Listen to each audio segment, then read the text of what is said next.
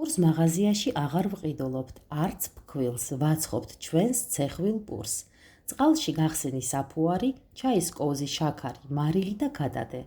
ჩვენ ხორბალს წისქვილში ვატარებთ, მაგრამ შენ შეგიძლია მზაფქვილი მოძებნო მაღაზიაში.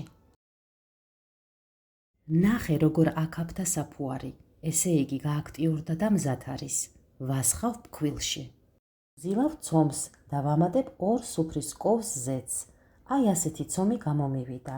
ვაფარებ და საათნახევრით ვდებ თბილ ადგილას.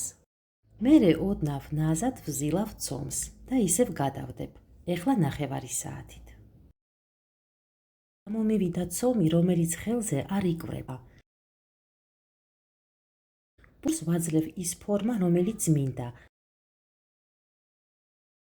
გადამაგ ჟაროვნაზე, ვაფარებ და ვასვენებ 10 წუთი. რაშუნა პური რომ გამომივიდეს, ქვედა ჟაროვნაზე ვასხამ წყალს. ზევიდან კი ვდებ ჩვენს ცომს და ვაცხობ 30 წუთი.